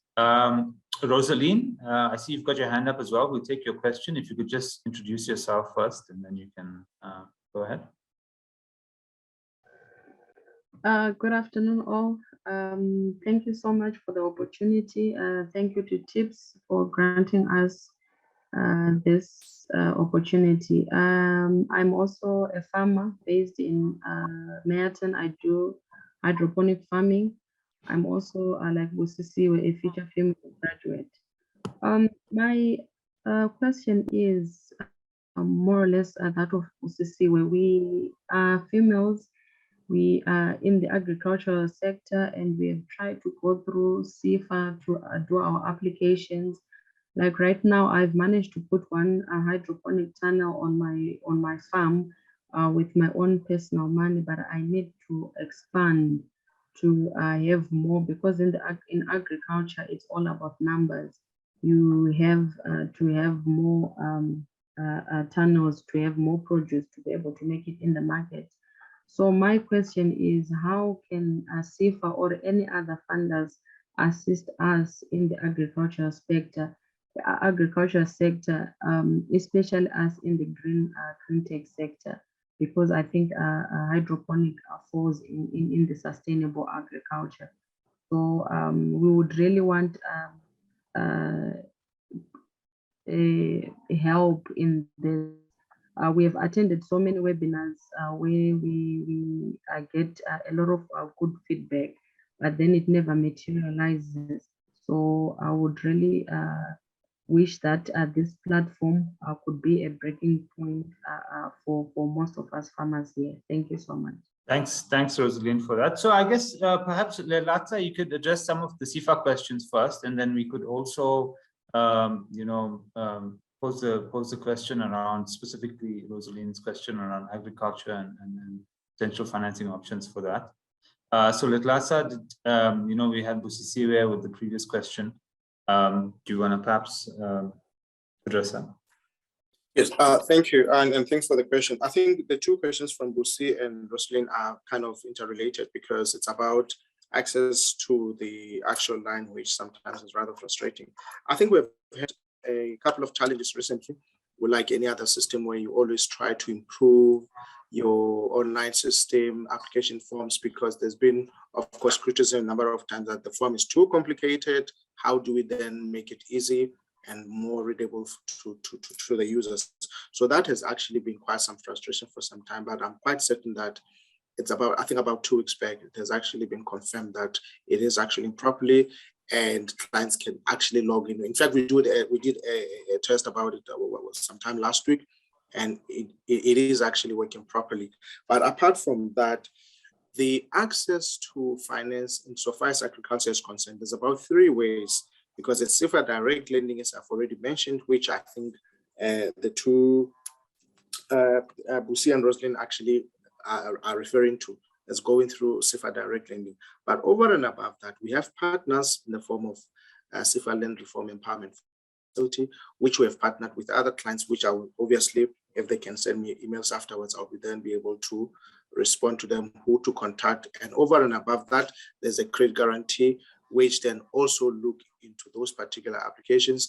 And each and every of those channels that I've mentioned have much better pricing in terms of female-owned farms. So I would encourage them to send me some communication afterwards, and then I will then follow it up and see how we can further assist them. Okay, thanks. I just had maybe 1 or 2 questions for the other panelists as well. So and I guess I'll just ask them, and then you can respond. I know we are a bit constrained with time. This is always the tension that we have. On one hand, we want to present really good content, but on the other hand, we want engagement as well. So Elise from okay, so sorry, I see another question. So someone in the audience has raised their hand. Perhaps I'll give them the preference. It says El Buthelezi. Sorry, I don't know your first name, but if you could just introduce yourself and ask your question, and please indicate who your question is for. I think the question is, my name is Lindiwe. My surname is Buthelezi. I'm also in the financing industry. I work for the Industrial Development Corporation. But my question is more on the country's investment strategy. And also the recovery plan, the government recovery plan. What a nice presentation, guys, that you've prepared for everyone and easily understandable by everyone across. However, there's something that I found missing, because while your projects, some of them are looking 3 years back, etc. I'm not getting how is it integrated to the priorities that the country is looking at in terms of recovery of our economy going forward, and especially with regards to the 2050 green target from the financial front. What is your plan in terms of consolidation in order to assist the government to achieve its strategy, especially the CIFA, because they are government owned, and which is the reason why they will be able to play a bigger role in making sure that the aspirations of the country are achieved. Thank you very much. Great. Thanks so much for that question. So maybe we can sort of end off with that question, and so we've got this recovery, we've got this, this initiative of where we want to go. So perhaps our remaining panelists, so Elise, Mandy, and Jack, you can address that question. And also maybe just a one sentence on your main takeaway from today's event and what you think will be required to scale up the various initiatives that you're involved in. So Elise with the research work, Mandy with, with the outcomes fund, Jack with the initiatives that you're involved in around Green Cape and tracking the flows. So I think that would be a nice point at which to sort of close and make sure that we make it on time. So maybe we can start with Elise, then Jack, and then Mandy. Thanks, Mohammed. Yes, I do believe from the question that was asked about integration, I think it is very fragmented. If we're looking at the draft policy, the SME and cooperative funding policy, and also the master plan, the SME master plan, and then you're looking at the NDP and you're looking at other green economy policy measures that we've been tracking, it's very fragmented. I do think a recommendation, and this is maybe sending it back to the policymakers and government, is to look at the 2050 kind of net zero decarbonization targets and work back to how to stitch it on a hanger almost to say, what do we need to work as a strategy going back? We know 2030, we are peaking our emissions. Between 2030 and 2050, it's a very short time frame. How are we going to get there? And what is the role of SMEs in participating in green industries, providing more green technology solutions to help us get there? It's very important that it needs to be aligned with access to finance and the master plan. So that's the one area I would feel it needs to be addressed. And then you also asked, Mohammed, in terms of next steps or kind of what's happening for scaling the research going forward. From TIP's side, we are very open for collaboration across the sectors, across stakeholder groups. We are frequently trying to reach out to a range of stakeholders to understand what is the next step. So what would be the next value add after we've concluded the CFA study? What could we do to better support the industry to provide more insights? And I do believe a more targeted sectoral snapshot of what the technology, the SME opportunity and the funding aligned to that could be a good mapping exercise to give both policymakers, the finance industry and the SMEs insights into that. I know that Green Cape has done a lot of work to start that. So I do believe that we need to go deeper and there needs to be more bankable businesses. For me, the key theme that came up today from my presentation with a lot of engagements with SMEs is to build bankable, feasible green businesses. It seems to be a challenge, and it seems to be also a challenge from the financiers not finding the pipeline, although the pipelines say they are out there, but they're not seen as bankable. So to address that, whether it's a capacity constraint and how the business is being presented to financiers, or alternatively, the eligibility criterion from the financiers is not actually meeting the market demand, and that needs to be reviewed. So yeah, that would be my final recommendations. Thank you. Thanks so much, Elise. Jack, over to you. Yeah, thanks, Mohammed. And super quickly, I think the point of helping government is a really important one, right? And the only way SAFRI is going to meet any of our commitments is through collaboration between government, private sector, and academia. And the flow of financing in that space is unbelievably important. If we don't understand where our finance is currently going, we can't understand where the gaps are in meeting our NDCs. So really what we want to do with this climate finance mapping work is to repeat it on an annual basis and then to provide recommendations to funders on a public and private level to say where finance should be flowing in order for South Africa to meet our NDCs. And that for me is an unbelievably important decision-making tool that government needs to better facilitate their investments. And as a very quick call to action, my closing thought, for all the SMEs on the call today, please apply to the Climate Finance Accelerator. This is exactly what it's designed to do, is one, to equip and to equip SMEs to be better bankable, to be more ready to stand in front of financiers and to put you in contact with the right financiers. So hopefully this creates a wonderful pipeline for the Green Outcomes Fund, for SEMA, etc. Yeah, so thank you so much for having me. Great, thanks so much, Jack. Mandy, over to you. Thanks, Mohammed. Jack, I was going to say, please apply to the Green Outcomes Fund, but I suppose they could do both. I think what is key for me, I think blended finance options are going to become more and more important, and they're going to play quite a big role in the space, particularly addressing issues like Busi was saying, you know, where do Black women who didn't have land initially now have land? How do they come up with 5 million to match funding? I mean, this is a ridiculous ask. How do we ask this question of them? So I think blended finance will come into play there. I think building of a pipeline, the SMME pipeline in the green space is critical, because I mean, if your input is not there, how can you get the outputs you need? And you know, in empowering these SMMEs, it's access to finance, but also access to markets. It's more than just getting SMMEs to attend training sessions and inductions so that corporates and companies can get their points. So I think collaboration also cannot be more kind of punted.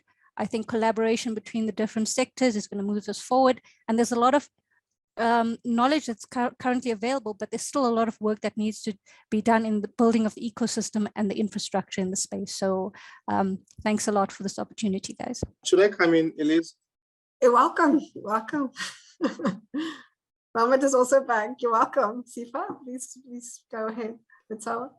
All right, thank you. So I think there's just one quick correction that I need to make, which Mandy made about a ridiculous request to have a match funding.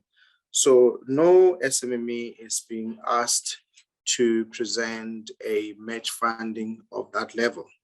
The match funding is for financial institutions who are then applying for the innovation fund. Because if a financial institution says, I need to have 10 million of CFAS fund, we ask, do you have your own 10 million?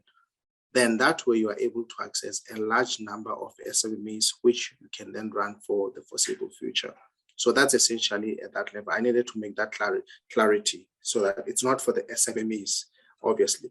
But then again, because this funding from the EU we receive it at a preferential rate, we pass on that benefit to the end user as well, so that they do not pay what a typical SMME would actually pay had they gone just straight to a normal CIFA funding or a bank funding for that matter. So it is through that benefit that they have that preferential pricing as well. So that is very important to note.